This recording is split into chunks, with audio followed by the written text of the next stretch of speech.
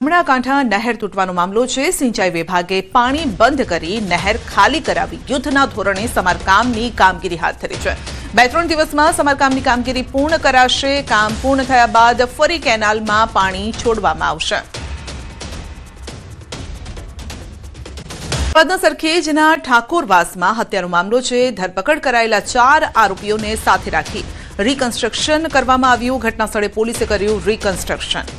આરોપીઓને લઈ જઈ પોલીસે રીકન્સ્ટ્રક્શન કર્યું। ઘટના સ્થળે મોટી સંખ્યામાં લોકો પણ ઉમટ્યા। જૂથ અથડામણમાં યુવકની હત્યા કરાઈ હતી। આરોપીઓએ ઘરે આવીને હત્યા નિપજાવી હતી।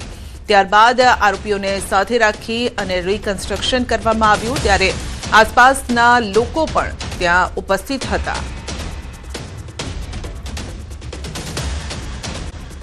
ભાવમાં થયો વધારો। 10 ગ્રામ સોનામાં ₹4,000નો વધારો થયો છે। ચાંદીમાં ₹11,000નો વધારો થયો છે। સોનાનો ભાવ 1,52,000 પર પહોંચ્યો છે। 1 કિલો ચાંદીનો ભાવ 2,40,000 થયો છે। તો સોના ચાંદીના ભાવમાં સતત ઉથલપાથલ જોવા મળી રહી છે। ક્યારેક એકદમ ઘટી જાય છે ભાવ અને ક્યારેક વધેલા જોવા મળી રહ્યા છે। તો વૈશ્વિક પરિસ્થિતિને ધ્યાનમાં રાખીને અપ્સ એન્ડ ડાઉન્સ આ ભાવમાં આવી રહ્યું છે।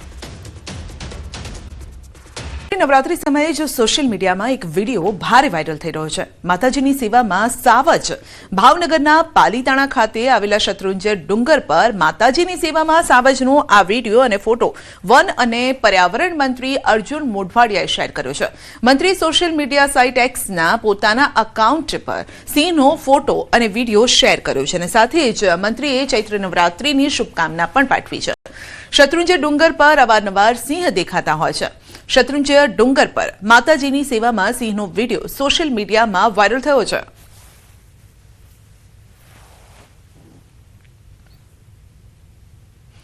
તો સિંહ ત્યાં આવીને બેઠો છે। આ સાથે જ જાણે કે નમન કરતો હોય અને માતાજીની સેવામાં આવ્યો હોય તેવું દેખાઈ રહ્યું છે।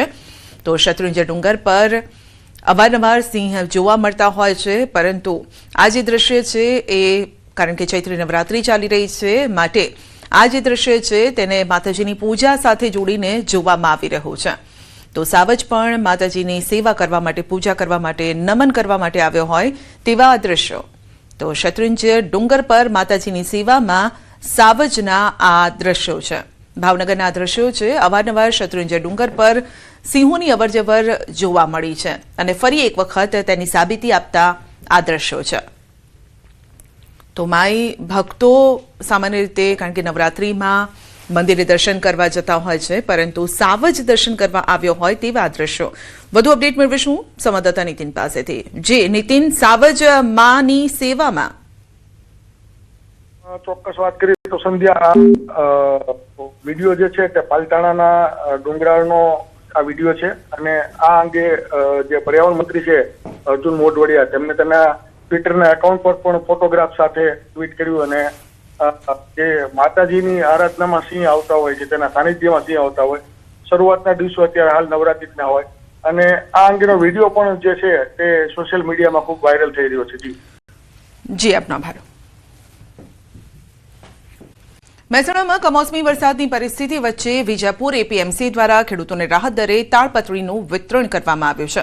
પાકને બચાવવા માટે મોટી સંખ્યામાં ખેડૂતો તાડપત્રી લેવા માટે વિજાપુર એપીએમસી ખાતે ઉમટ્યા। ખાસ કરીને તંબાકુ, બટાકા જેવા પાકને સુરક્ષિત રાખવા ખેડૂતો તાડપત્રી લેવા પહોંચ્યા હતા અને ત્યાં લાંબી કતાર જોવા મળી હતી। રાહત દરે મળતી તાડપત્રી ખેડૂતો માટે સહાયરૂપ બની છે।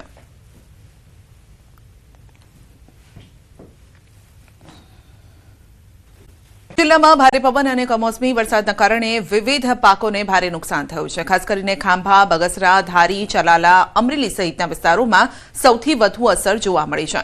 ડુંગળી, તલ, ચણા, બાજરી જેવા પાકો વરસાદથી પલળી જતા ખેડૂતોને મોટું નુકસાન વેઠવાનો વારો આવ્યો છે। દર વર્ષે માવઠાના મારના કારણે ખેડૂતોમાં ભારે નારાજગીનો માહોલ સર્જાયો છે। હાલ ખેડૂતો રાજ્ય સરકાર તરફથી તાત્કાલિક સહાય મળે તેવી અપેક્ષા રાખી રહ્યા છે।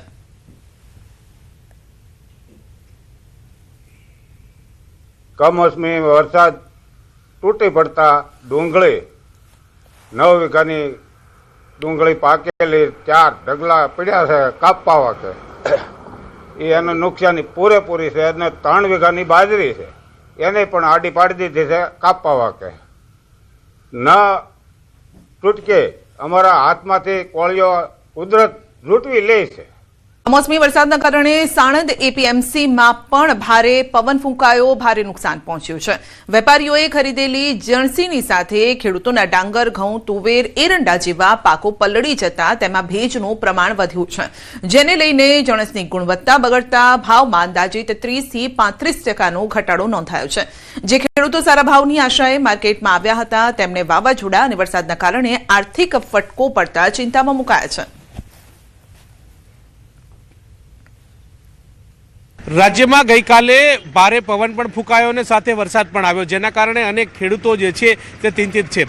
સાણંદ એપીએમસી માર્કેટના તમે સીધા દ્રશ્યો જોઈ રહ્યા છો કે જ્યાં ઘઉં, ડાંગર, તદુપરાંત કહી શકાય કે અનેક જણસોની ખરીદી કરવામાં આવી હતી, પરંતુ ત્યાં જે કહી શકાય કે ખરીદી કરેલા જે ડાંગર જે છે તેમાં પાણી ફરી વળ્યું છે તે પ્રકારના દ્રશ્યો જોવા મળી રહ્યા છે. તૈયાર કરેલો પાક જે છે તે પાણીમાં ગરકાવ હોય તે પ્રકારના દ્રશ્યો જે છે તે જોવા મળી રહ્યા છે. મહત્વનું એ છે કે જે પ્રકારે ગઈકાલે વરસાદ થયો, વરસાદના કારણે હવે ભાવ ઉપર સીધી અસર જે છે તે થવાની છે. આપણી સાથે ખેડૂતો પણ છે, તેમની સાથે વાત કરીશું કે તેઓ શું કહી રહ્યા છે. કેટલા રૂપિયા ભાવ હતો ઘઉંનો અને અત્યારે આ વરસાદ થયા પછી કેટલો થઈ ગયો? 550 રૂપિયા અત્યારે લગ્ન આવતા હતા, બરોબર. હવે અત્યારે 450 નથી આવતા. શું કરવાનું ખેડૂતને? જે જણસું હતી એ અંદર પલળી ગઈ અહીંયા ખેતરોમાં. કેટલા ગામમાં કેટલા લોકોનું નુકસાન હશે આમ સાણંદ તાલુકામાં જોઈએ તો? સાણંદ તાલુકામાં આમ ગણીએ તો લગભગ ટોટલ આમ હશે 400-500 ગામોનું બધું નુકસાન કેટલું થયું ખેડૂતો વિશે. કાકા, જે ખર્ચ કર્યો તો એ પ્રમાણેનું વળતર મળશે ખરું? ના, નહીં મળે. નહીં મળે 25% કાંઈ નહીં. એનું કારણ કે બધું ઊભો મોલ હતો બધો પલળીને નીચે બેસી ગયો, બરાબર. તો હવે ખેડૂતને લેવાનું જ શું જોઈએ એમાં? રાજા માર્કેટમાં આવી છે, માર્કેટમાં 400-450 રૂપિયા ભાવ આ બિલ લ્યો જુઓ. અત્યારે તો બધા ખરીદ કરવા માટે આવે છે, પણ આ વરસાદના હિસાબે બહુ નુકસાન થયું છે, બરાબર. એટલા માટે અમારે જોઈએ પ્રમાણે ભાવ પોસાતો નથી.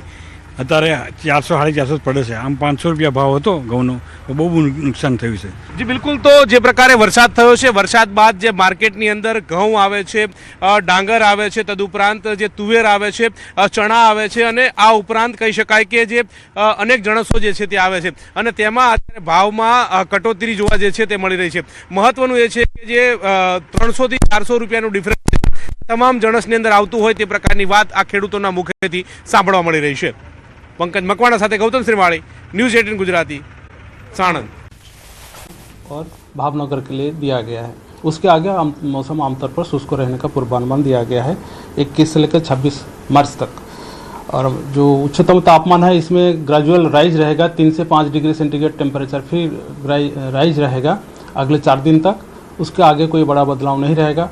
और लघुतम तापमान में अगले 4 दिन 2 से 3 डिग्री सेंटीग्रेड टेम्परेचर बढ़तर रहेगा, इसमें उसका आगे कोई बड़ा बदलाव नहीं रहेगा। अहमदाबाद के लिए आज पार्टली क्लाउडी स्काई का पूर्वानुमान दिया गया है। जो उच्चतम तापमान है 34 डिग्री सेंटीग्रेड के आसपास रहने का संभावना रहेगा और लघुतम तापमान जो है 19 डिग्री सेंटीग्रेड के आसपास रहने का संभावना रहेगा। कोस्टल क्षेत्र में अभी जो हमारा उत्तर गुजरात के तटीय क्षेत्र है इसमें पवन का जो दिशा रहेगा पश्चिम से उत्तर पश्चिम दिशा से पवन चलेगी। और जो दक्षिण गुजरात की जो तटीय क्षेत्र है उत्तर से उत्तर पश्चिम दिशा से पवन चलेगी। इसका जो स्पीड रहेगा 15 से 20 नॉट रहेगा। दक्षिण गुजरात के जो तटीय क्षेत्र है इसमें इक्का दुक्का स्थानों में बारिश का भी संभावना रहेगा। जो उच्चतम तापमान रिकॉर्ड हुआ है, सबसे ज़्यादा रिकॉर्ड हुआ है भीवी नगर में 36.1 डिग्री सेंटीग्रेड, जो सामान्य से 0.3 डिग्री सेंटीग्रेड नीचे है। अहमदाबाद में 35.2 डिग्री सेंटीग्रेड रिकॉर्ड हुआ है, जो सामान्य से 1.6 डिग्री सेंटीग्रेड नीचे है। गांधीनगर में रिकॉर्ड हुआ है 34.6 डिग्री सेंटीग्रेड, सामान्य से 2.3 सेंटीग्रेड नीचे है। राजकोट में रिकॉर्ड हुआ है 35.7, जो सामान्य से 1.2 डिग्री सेंटीग्रेड नीचे है। लघुतम तापमान सबसे कम रिकॉर्ड हुआ है अमरेली में 16.6 डिग्री सेंटीग्रेड, जो सामान्य से 3.2 डिग्री सेंटीग्रेड नीचे है। अभी जो सिस्टम हमारे लिए इम्पोर्टेंट है, एक western disturbance as a trap देखा गया है उत्तर पाकिस्तान से लेकर दक्षिण पश्चिम मध्य प्रदेश तक अक्रॉस हमारा जो पंजाब एंड राजस्थान होते हुए 3.1 and 12.6 kilometre above mean sea level. उसके साथ एक इंडो साइसर भी है हरियाणा के ऊपर to 1.5 kilometre above mean sea level. उसके साथ एक ट्रैप भी परसिस्ट कर रहा है। फरिया साइक्लोनिक सर्कुलेशन जो हरियाणा में है वहाँ से लेकर नॉर्थ गुजरात तक over across Rajasthan at 1.5 kilometer above mean sea level.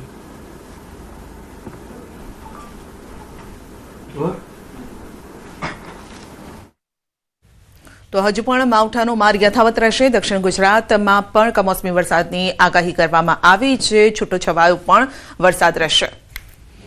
રાજકોટની જે વાત કરીશું તો કમોસમી વરસાદથી પીજીવીસીએલ વિભાગને નુકસાન થયું છે. પીજીવીસીએલ વિભાગને આશરે 1 કરોડનું નુકસાન છે. કુલ 2645 ગામમાં વીજળી ગુલ થવાની ફરિયાદ છે. વીજ પુરવઠો ફરી શરૂ કરવા પીજીવીસીએલની ટીમ કાર્યરત છે. 2440 ગામમાં વીજ પુરવઠો ફરી શરૂ કરાયો છે. પીજીવીસીએલની કુલ 543 જેટલી ટીમો કાર્યરત છે. સૌરાષ્ટ્ર કચ્છમાં કુલ 800 વીજ પોલ ધરાશાયી થયા છે. 28 ટ્રાન્સફોર્મર તૂટી ગયા છે. વીજ પોલ રીઇન્સ્ટોલ કરવાની કામગીરી પણ હવે ચાલી રહી છે.